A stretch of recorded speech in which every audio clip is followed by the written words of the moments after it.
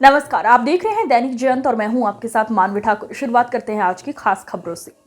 कोटद्वार बचाओ संघर्ष समिति ने प्रशासन के आश्वासन और नगर निगम द्वारा सकारात्मक रुख दिखाने पर आगामी 28 नवंबर 2023 का नगर निगम कोटद्वार पर प्रस्तावित धरना प्रदर्शन स्थगित कर दिया है। कोटद्वार द्वारा बचाओ संघर्ष समिति के संयोजक नागेंद्र उनियाल ने बताया कि प्रशासन और नगर निगम द्वारा आयोजित बैठक में समिति ने ये निर्णय लिया है। संयोजक नागेंद्र उनियाल ने कहा कि नगर निगम बोर्ड का कार्यकाल 4 दिन बाद समाप्त हो रहा है, जिस पर बैठक में उपजिलाधिकारी सोहन सिंह सैनी ने आश्वासन दिया कि प्रशासक की नियुक्ति के बाद उसके साथ समस्याओं के निराकरण करने का प्रयास किया जाएगा। फिलहाल आवारा जानवरों और पार्किंग व्यवस्था से निजात दिलाने के लिए नगर निगम अपने प्रयास कर रही है। मोटर नगर के मामले को प्रशासक के संज्ञान में लाकर हल निकालने के लिए फिर बैठक की जाएगी। कूड़ा निस्तारण और सीवर ट्रीटमेंट के लिए नमामि गंगे परियोजना में निस्तारित करने के प्रयास होंगे। बैठक में प्रशासन की ओर से उपजिलाधिकारी सोहन सिंह सैनी, सीयू कोटद्वार नगर निगम के सहायक आयुक्त अशकर अली और कोटद्वार बचाओ संघर्ष समिति की ओर से नागेंद्र उनियाल, महेंद्र सिंह, सुरेंद्र लाल आर्य, चित्रमणि देवलाल, केसी निराला, शिव कुमार एवं सुजल वर्मा मौजूद रहे। बैठक तहसील सभागार में आयोजित की गई। कोटद्वार बचाओ संघर्ष समिति ने कोटद्वार के नगर निगम कार्यालय के बाहर धरना प्रदर्शन का ऐलान करा था और आज 27 नवंबर है। और आपको बता दें, इससे पहले भी 20 सितंबर को कोटद्वार बचाओ संघर्ष समिति ने कोटद्वार चक्का जाम बंद करा था और ये बड़ा सफल रहा था। सभी संगठनों ने अपना सहयोग करा था। जेएमयू ने अपनी बसें नहीं चलाई, व्यापारियों ने अपनी दुकानें बंद रखी, टैक्सी यूनियन ने टैक्सी नहीं चलाई। और आज अभी मेरे साथ सभी सदस्य मौजूद हैं कोटद्वार बचाओ संघर्ष समिति के और उनसे जान लेंगे क्या कुछ उनकी मांगे पूरी हुई उस चक्का जाम से और अब क्या मांगे हैं और क्या धरना प्रदर्शन उनका होने जा रहा है कि नहीं। तो मेरे साथ उनियाल जी मौजूद हैं जो संयोजक हैं कोटद्वार बचाओ संघर्ष समिति के। तो सर, आज धरना प्रदर्शन था आपका, तो उस धरना प्रदर्शन हो रहा है कि नहीं हो रहा है? देखिए, अभी जो हमारी वार्ता हुई है, हमारा 28 तारीख के लिए धरना प्रदर्शन करने का था। नगर निगम द्वारा जन सुविधाओं का अवहेलना करने के कारण हमने उसके खिलाफ जो है 28 तारीख का अल्टीमेटम दिया था कि हम धरना प्रदर्शन करेंगे। लेकिन प्रशासन की ओर से कहा गया कि अभी जो है कि नगर निगम की बोर्ड की जो है विदाई होनी है। 30 तारीख के 2 दिन बाद जो है नगर निगम बोर्ड की विदाई है और उसके बाद चूँकि प्रशासक को आना है तो प्रशासक को आने में जो है समझने में कुछ समय लगेगा। इसलिए जो है कि उन्होंने हमारी कुछ बातों को स्वीकार करते हुए और प्रशासक के सामने रखने की बात की है कि प्रशासक के सामने इनको रख करके इनका हल निकाला जाए, उसके बाद ही कोई निर्णय लिया जाएगा। तो अभी आपका धरना प्रदर्शन आज होगा कि नहीं होगा? अभी हम कल हमारा धरना प्रदर्शन हम लोगों ने स्थगित कर दिया है कि चूँकि प्रशासक जब आएगा तो उसके समय उसको भी समय दिया जाना चाहिए। तो इस कारण हम लोगों ने 28 जो नवंबर का हमारा प्रस्तावित धरना प्रदर्शन था, हमने उसको स्थगित करने का फैसला लिया है। आपकी समिति ने 20 सितंबर को, मुझे याद है, एक चक्का जाम करा था कोटद्वार में और बड़ा ही सफलतापूर्वक हो रहा। तो उस चक्का जाम के बाद आपकी क्या मांगे पूरी हुई?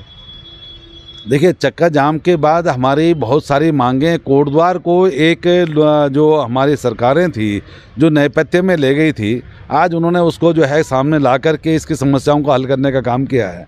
देखिए, जो पाइपलाइन में और ट्रायल ट्रेन चल रही थी कि चक्का जाम होगा तो चलाएंगे, नहीं होगा तो नहीं चलाएंगे, कोटद्वार की जनता ने एक मत हो करके जब कोटद्वार बंद और चक्का जाम किया तो जो पाइपलाइन और जो है सोशल मीडिया पे ट्रेन चल रही थी वो 28 तारीख सितंबर को चालू हो गई। रात को जो चलती है, रात को जो चलती थी। अब उसमें उनियाल जी ये भी हो रहा है कि उसमें सब क्रेडिट ले रहे हैं। रोहित डंडरियाल जी के जो सुप्रीम कोर्ट के वकील है वो अपना मानना करते हैं, विधायक जी अलग क्रेडिट ले रही हैं, या आपकी वजह से हुआ है? देखिए, हमारी वजह से कुछ नहीं होता है, करने वाली सरकार होती है, लेकिन जनता का प्रेशर जी जहाँ ज़्यादा होता है वहाँ पहले काम होते हैं। करती सरकार है, कोई भी सरकार हो, हमें कोई नहीं। हम लोगों ने जनता को इकट्ठा किया, जागृत किया और कहा कि अपनी आवाज़ दो।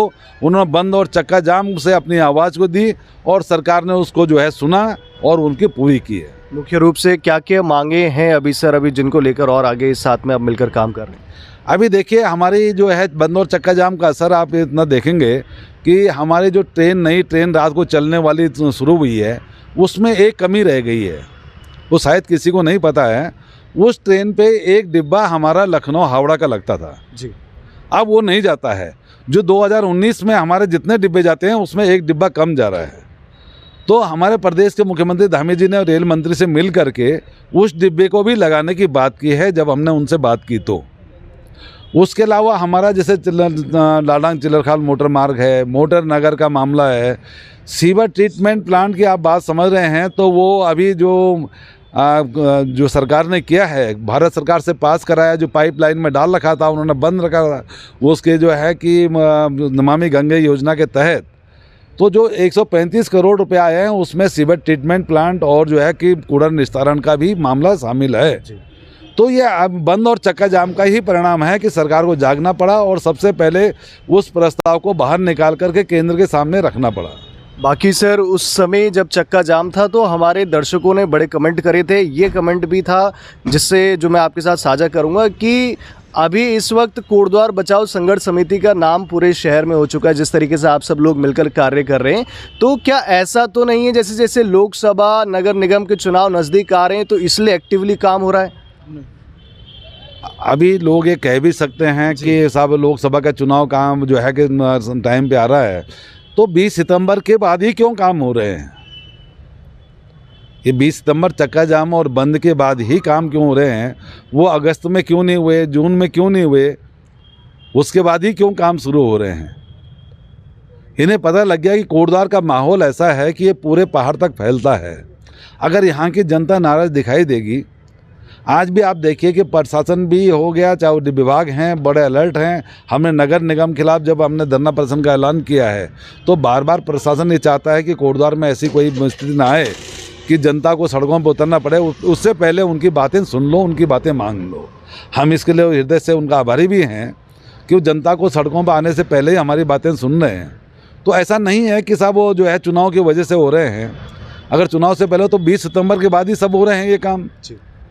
अब मोटर नगर का मामला है, 20 सितंबर से पहले उसमें कोई वो नहीं है, लेकिन अब उस पर काम अच्छे से ढंग से शुरू हो जाएगा। लाडांग चिलरखाल का मोटर मार्ग का मामला है, तो कोई भी कहे कि मैंने चलाया, किसने चलाया, मैं खुलवा रहा हूँ, वो हमको उससे मतलब नहीं है। हमें तो काम होने से मतलब है और जनता का प्रेशर बनना चाहिए, बना रहना चाहिए। जनता का जो है कि नेताओं के ऊपर, सरकार के ऊपर इतना बड़ा जो है दबाव रहना चाहिए कि वो महसूस आपकी तरफ से कोई चुनावी उसमें जाने का कोई अभी एजेंडा नहीं है? नहीं, हमारा भी कोई एजेंडा नहीं, किसी का कोई एजेंडा नहीं है। और ये संघर्ष समिति जो है कोटद्वार के कई संगठनों को मिलकर बनी हुई है। और सुनने में ये भी आया उनियाल जी कि काफ़ी संगठन आपसे अलग भी हो चुके हैं, क्या ये बात सच है? नहीं, हमारे से अभी कोई संगठन अलग नहीं हुआ है। एक दो व्यक्तियों की जो है मतलब साथी जो वो साथ में थे, अब वो राष्ट्रीय पार्टी के अध्यक्ष भी हैं। कोटद्वार में एक समिति, संघर्ष समिति बनी है। मैं उसकी बड़ी जो है कि हृदय से स्वागत करता हूँ कि कोटद्वार में अब जो है कि संघर्ष समितियां बनने लगी हैं। कोटद्वार बचाओ संघर्ष समिति पहले बनी थी, सबसे पहली है, और उसके बाद अब कई संघर्ष समितियां बनेंगी विकास के लिए, तो बनना चाहिए, हम उनका स्वागत करना चाहिए।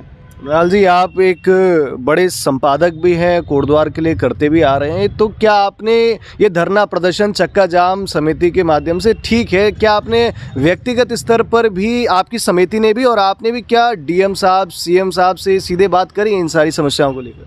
नहीं, हम हर स्तर से बात भी कर रहे हैं। ऐसा नहीं कि सब उनसे पर्सनल डायलॉग भी हैं जी, तो वो जो है कि उनके चल रहे हैं, तो उसमें कोई दो राय नहीं है कि हम लोग नहीं कर रहे हैं। ये सब परिणाम जो है अचानक नहीं आते हैं। ये परिणाम ये है कि हम लोगों ने बात की होगी कि भाई ये समस्या होनी चाहिए। हम हर फोरम पे जाते हैं, देहरादून जाते हैं, सीएम साहब से बात करते हैं कि कोटद्वार में दिक्कतें हैं, ये होना चाहिए। हमारा दुर्भाग्य है कि यहाँ के लोकल नेता हम लोगों से राय नहीं लेते हैं, तो हम क्या कर सकते हैं उसका। लेकिन आप सभी लोग अपने स्तर पर कर रहे हैं। नगर निगम क्षेत्र में अवैध खनन का थमने का नाम नहीं ले रहा है। दिन रात खोह, सुखरो, मालन नदी में अवैध खनन हो रहा है। प्रशासन अवैध खनन पर रोक लगाने में नाकाम रहा है। कोतवाली पुलिस ने अवैध खनन में संलिप्त 2 ट्रैक्टर ट्रॉलियों को सीज किया है। वरिष्ठ पुलिस अधीक्षक पौड़ी गढ़वाल श्वेता चौबे के निर्देश पर अवैध खनन की रोकथाम हेतु जनपद में अभियान चलाया जा रहा है। इसी क्रम में कोतवाली पुलिस ने थाना क्षेत्रांतर्गत अवैध खनन सामग्री परिवहन करने पर 2 ट्रैक्टर ट्रॉलियों को सीज किया है।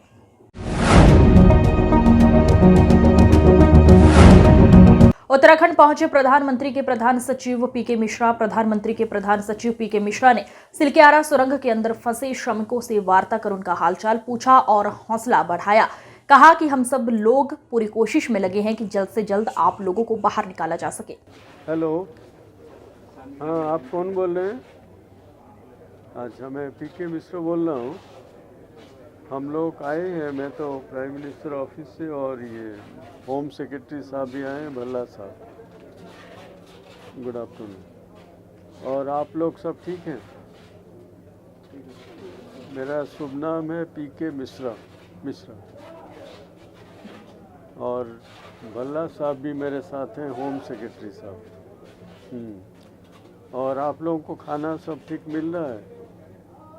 सब मिल रहा है, और किसी तबीयत का, हेल्थ का कोई प्रॉब्लम नहीं है?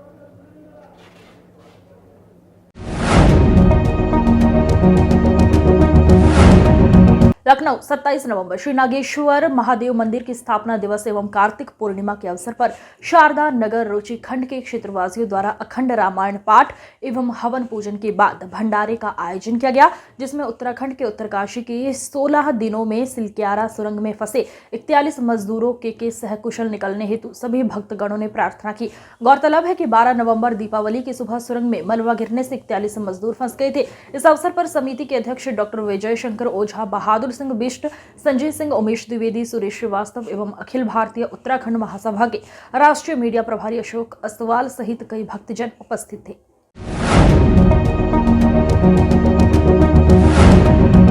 गब्बर सिंह कैंप स्थित बलबीर स्टेडियम में सेना की अग्निवीर भर्ती रैली शुरू हो गई है। भर्ती रैली 1 दिसंबर तक चलेगी। भर्ती रैली के पहले दिन रविवार को 70% युवाओं ने प्रतिभाग किया। पहले दिन 750 युवाओं ने प्रतिभाग करना था। सेना के अधिकारियों ने राष्ट्र की सेवा के प्रति युवा पीढ़ी के दृढ़ निश्चय की सराहना की। रविवार सुबह करीब 4 बजे रैली में पहुंचने वाले युवाओं को काशीरामपुर तल्ला स्थित मैदान में एकत्रित किया गया। तत्पश्चात प्रारंभिक जांच के बाद उन्हें गब्बर सिंह कैंप स्थित बलबीर स्टेडियम भेजा गया, जहां उनकी शारीरिक दक्षता परीक्षा व दस्तावेजों की जांच हुई। सबसे पहले युवाओं के लिए 1600 मीटर दौड़ आयोजित की गई। दौड़ में सफल युवाओं की चिनअप, लॉन्ग जंप सहित शारीरिक दक्षता परीक्षा दी गई। शारीरिक दक्षता परीक्षा में सफल युवाओं का मेडिकल किया गया। लेफ्टिनेंट कर्नल मनीष श्रीवास्तव ने बताया कि भर्ती रैली में आने वाले युवाओं को अपनी पहचान और पूर्व वृत्त के सत्यापन के लिए अपने आधार कार्ड को सक्रिय मोबाइल नंबरों से जोड़ने की सलाह दी है।